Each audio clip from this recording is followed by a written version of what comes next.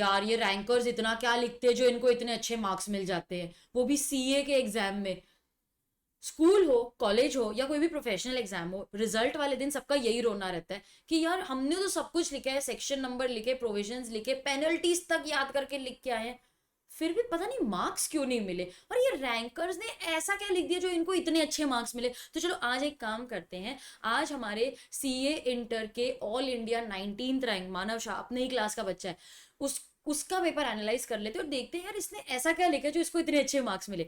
He got an overall score of 76 marks, which is very good considering कि इस बार का result बहुत ही कम आया था। दोनों ग्रुप्स पास होने वाले तो स्टूडेंट्स बहुत ही कम थे, ग्रुप 1 में भी पास होने वाले स्टूडेंट्स बहुत कम थे।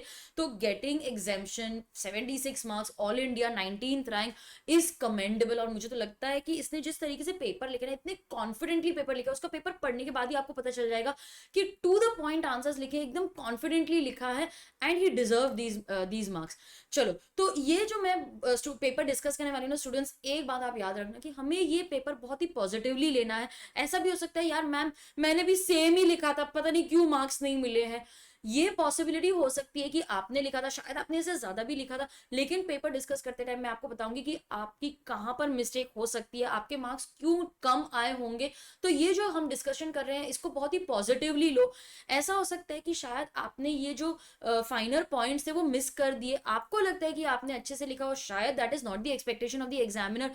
तो यहां से आपको कुछ ऐसे इनपुट्स मिल जाएंगे which will help you in the next attempt. Okay students, तो यहाँ पर सबसे पहले मैंने उसका पेपर डिस्कस करने पहले ये सोच लिया कि आप फाउंडेशन से इंटर में आ रहे हो, यहाँ पर 30 मार्क्स के आपको एमसीक्यू आने वाले हैं जो फाउंडेशन में नहीं थे। तो उसमें से आपको क्या चीजें ध्यान में रखनी है, जो जो फर्स्ट पेज है आपके आंसर शीट का, उसमें मैंने ऐसे 10 पॉइंट्स हाईलाइट कर लिए जिसपे आपको ध्यान देना है। बहुत ही फाइनर माइनर पॉइंट्स है, लेकिन क्या होता है इसमें अगर हम कोई भी गड़बड़ कर देते हैं ना, हम पैनिक हो जाते हैं और हमारा पूरा पेपर का जो परफॉर्मेंस है वो अफेक्ट हो जाता है, क्योंकि हमें वहां पर कंफ्यूजन होती है, या पेपर लिखने के बाद हम बोलते हैं यार ये तो मैंने नहीं लिखा, ये मैंने पेन से लिख दिया। ऐसी छोटी छोटी बातें होती है जो रिजल्ट डे तक हमको परेशान करती है। तो ऐसे 10 पॉइंट्स कौन से जो आपको ध्यान में रखने हैं। तो यहाँ पर तो उसकी आंसर शीट में सबसे पहले उसने नाम लिखा है कॉर्पोरेट एंड अदर लॉज। आपको कभी नाम याद नहीं आ रहा होता है बाय एनी चांस, तो यहाँ पे देखो on the second page they have also mention कि आप अगर इंटरमीडिएट न्यू कोर्स के हो तो आपका ये वाला जो पेपर है वो पेपर 2 है, कॉर्पोरेट एंड अदर लॉज उसका नाम है। तो everything is given to you, just read the things properly. कि सेकंड आपको ध्यान रखना है कि कितने number of additional answer sheets उसने लिए तो वो लिखना है, वो तो आप पेपर के एंड में ही डिसाइड कर पाओगे। Date is already stamped over there. यहाँ पर जो पेपर का कोड है which is given on your in the question paper, वो यहाँ पर आपको कोड लिखना है, पेंसिल से ही लिखना है और उसको वहां पे शेड भी करना है रिस्पेक्टिवली। एमसीक्यू बुकलेट का जो सीरियल नंबर है वो लिखेंगे, नंबर भी लिखना है और उसको शेड भी करना है। Paper number that is C reverse, देखो यहाँ पर उन्होंने पेपर नंबर दिया हुआ, this is corporate other laws intermediate new course paper 2। तो वहां पर आपको सिर्फ लिख देना है कि ये पेपर 2 से रिलेटेड है, क्योंकि इसमें एमसीक्यूज हैं तो दे वांट टू नो कि कौन से पेपर का है। Level of stream that is the next point which you need to know. Intermediate है, न्यू कोर्स है, वहां पर रिस्पेक्टिवली आपको शेड भी करना है क्योंकि ओएमआर शीट है। देन जो ग्रीन में मैंने हाईलाइट किया है दोज आर द आंसर, यहाँ पर आपको जो आंसर्स हैं उन्हें शेड करना पड़ेगा कि ये मेरा करेक्ट आंसर है। ध्यान में रखना स्टूडेंट्स, इधर आपको प्रॉपरली उसको सर्कल में शेड करना है, अच्छी सी पेंसिल लेकर जाना, शार्पेंड हो जो डार्क हो। आप यहाँ पर दूसरे मार्क्स जैसे इधर आपने टिक कर दिया या आपने क्रॉस लगा दिया, ओके, ये सारे मार्क्स नहीं चलेंगे। Okay, this will not be considered. अगर आपकी शेडिंग थोड़ी सी बाहर चली जाती है तो आपको चिंता करने की जरूरत नहीं है, बट ट्राई कि आपकी ब्लैक से अच्छे से आप उसको शेडिंग करो सर्कल में। सपोज आपको लगता है कि मैम ये तो मेरा आंसर गलत है, ओके, ये मेरा आंसर नहीं है, बाद में मुझे स्ट्राइक हुआ कि this is the wrong answer, या मैंने ए मार्क करना था गलती से बी पे शेडिंग कर दी है, डरने वाली कोई बात नहीं है। आप नीटली उसको इरेज कर दो और फिर आप दोबारा से आप शेडिंग कर देना। बस ध्यान रखना कि जो आपने इरेज किया है वो प्रॉपरली इरेज हुआ है वहां पे, and then you can shade. But उन्होंने बोला है, देखो नीचे ही लिखा है दैट ऐसे सारे मार्किंग्स नहीं चलेंगे, this is the correct way. जैसे आपको शेड करना है, आपने उधर क्रॉस डाल दिया, टिक कर दिया, उधर छोटा सा सर्कल बना दिया, या ऐसे आपने शेडिंग कर दी, these things are not allowed. ये आपको आंसर शीट में ही लिखा हुआ है, ये इंस्टीट्यूट ने प्रिस्क्राइब किया हुआ है। सो प्रॉपरली हमें उसको शेड करना है, ओके, एंड जितने भी क्वेश्चंस आपने आंसर किए हैं उसको प्रॉपरली आपको वहां पर शेडिंग करनी है। ऑल राइट स्टूडेंट्स, तो ये था use a good dark pencil, this is one advice which I have given you. तो मार्क्स इसको आए थे 76, यहाँ पर उन्होंने मार्क्स लिखे हैं कि 47 टोटल थ्योरी में मिला है एंड 29 मार्क्स उसको मैंने कैलकुलेट किया क्योंकि टोटल उसका 76 है, तो 29 मार्क्स उसको एमसीक्यू में मिले, which is a very good score. तो देखो इसके पेपर के हाइलाइट्स क्या है, मैं आपको ना सिर्फ हाइलाइट्स बता देती हूँ कि ऐसा क्या लिखा है which is different from others. तो मैंने जब ये पेपर देखा इसका, सबसे पहले तो मेरे दिमाग में आया था कि इसने सारे सेक्शन नंबर्स लिखे और उसको बॉक्स में भी डाला है, क्योंकि फाउंडेशन में भी मैंने उसको यही बोला था कि बेटा बॉक्स में तू इसको हाईलाइट कर देना, अंडरलाइन कर देना, जो कीवर्ड्स है उसको अंडरलाइन करना है। तो दैट इज समथिंग जो इसने फाउंडेशन में भी फॉलो किया था, और अभी इंटर में भी अगर आप देखोगे तो सेम फॉर्मेट उसने फॉलो किया अपने आंसर्स में। सबसे पहली चीज स्टूडेंट्स, आपको सेक्शन नंबर लिखना है और सेक्शन को ऐसे बॉक्स में डाल देना है ताकि वो हाईलाइट हो जाए। दूसरी चीज जो आपको ध्यान में रखनी है कि जितने भी की पॉइंट्स हैं, ये देखो ये सारे की पॉइंट्स है उसने अंडरलाइन किए हुए हैं, और पेन से ही अंडरलाइन कर लो, आपको पेंसिल वगैरह इतने फैंसी टेक्निक यूज करने की जरूरत नहीं, इतना टाइम भी नहीं मिलने वाला है। तो सबसे पहले सेक्शन नंबर्स लिखने हैं। दूसरा देखो यहाँ पर उसने जो भी कीवर्ड्स है सारे को अंडरलाइन किया है, और बहुत ज्यादा अंडरलाइनिंग नहीं करनी है आपको, पेन से ही अंडरलाइन लिखते लिखते ही आपको अंडरलाइन कर देना है। अगेन यहाँ पर सेक्शन नंबर आ गया तो उसने उसको बॉक्स में डाल दिया, बिकॉज ऑफ दिस वो हाईलाइट हो गया, एग्जामिनर का ध्यान वहां पर चला गया कि यहाँ पे सेक्शन नंबर लिखा हुआ है, जो की पॉइंट्स है उसको हाईलाइट किए थे। अच्छा, मैंने उसको एक और चीज बोली थी जो उसने याद रख के वो की है, start your paper with a question जिसका आंसर आपको बहुत अच्छे से आता है। ऐसा जरूरी नहीं है कि आपको कंपलसरी क्वेश्चन से ही स्टार्ट करना है। तो इसमें देखो उसको सेक्शंस भी याद थे, पेनल्टीज याद थी, प्रोविजंस अच्छे से याद थे। Our aim is to impress the examiner, तो वही यहाँ पर किया, सेक्शन नंबर्स लिखे हैं, पेनल्टीज लिखी हैं, कीवर्ड्स को उसने हाईलाइट किया, एग्जामिनर इंप्रेस हो गया।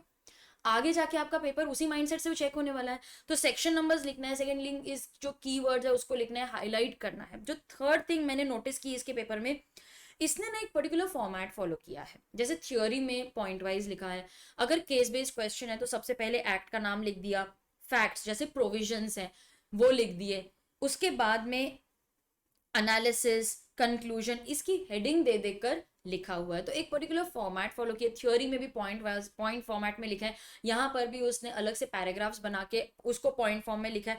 तो एक पर्टिकुलर फॉर्मेट जब फॉलो किया जाता है तो एग्जामिनर को भी पता है इसने ये फॉर्मेट में पूरा लिखा है। और अगर आप पेपर देखोगे इतने नीटली पेपर लिखा है। Handwriting, students please work on your handwriting. I know it is not possible to change, लेकिन थोड़ी नीटनेस, अगर आपको लगता है कि मेरी हैंड राइटिंग बहुत छोटी है, अनटाइडी है, तो लाइंस लीव करो ना। इसने भी देखो कितने बड़े तरीके से लिखा हुआ है, हर जगह पे लाइन लीव की हुई है ताकि एग्जामिनर को इजीली आपका पेपर चेक हो जाए। तो नीट है एंड दैट शोज कि वो कॉन्फिडेंट है। ये देखो पूरा पेपर कितने नीटली लिखा है, see over here everything, there is very less cancellation, बहुत कम कैंसिलेशन है। तो this shows how confident you are. अच्छा, दूसरी चीज जो मैंने नोटिस की, इसने जो क्वेश्चन नंबर है वो हर पेज पे लिखा है और बहुत अच्छे से लिखा है। कभी पेज इधर उधर हो जाता है तो हमें लगता है ना कि ये कौन से क्वेश्चन से रिलेटेड है, ये आंसर कौन से क्वेश्चन का है। तो हर पेज पे उसने देखो क्वेश्चन नंबर लिखा हुआ है। This is one thing which I observe, it is actually not required, लेकिन क्वेश्चन नंबर अगर प्रॉपरली लिखा होगा ना, तो अगर आपने पेज टर्न भी कर लिया तो यू नो कि ये किस चीज का कंटिन्यूएशन है। तो दैट इज वन पॉइंट जो हम अडॉप्ट कर सकते हैं हमारे यहाँ पे भी। क्वेश्चन नंबर लिखा है, सब क्वेश्चन लिखा है, सब सब क्वेश्चन प्रॉपरली क्वेश्चन को नंबर किया है। हम क्या करते हैं यहाँ पे कॉर्नर में लिख देते हैं, इधर लिख देते हैं, समझ में ही नहीं आता है। तो प्रॉपरली लिखा हुआ है। अच्छा, आंसर्स भी मैंने रीड किए, टू द पॉइंट आंसर्स है। अब स्टूडेंट्स की क्या कंप्लेन होती है, मैम मैंने भी सब कुछ लिखा है, मुझे मार्क्स क्यों नहीं मिले, मैंने तो इनफैक्ट इससे ज्यादा लिखा है फिर भी मेरे को मार्क्स क्यों नहीं मिले। समटाइम्स वी फील ना कि मैम पेपर बराबर से चेक नहीं हुआ है। जेन्युइनली बहुत सारे केसेस होते हैं जिसमें पेपर प्रॉपरली चेक नहीं होता है, तो फिर आप रिवैल्यूएशन के लिए अप्लाई करो। मैं तो स्ट्रांगली बोलती हूँ कि compare your answer with the model answer. कहीं पे भी प्रॉब्लम मिल रही है, यू कॉन्टैक्ट आईसीआई कि देखो मैंने तो लिखा है सेम आपके मॉडल आंसर जैसा, लेकिन मार्क्स नहीं दिए।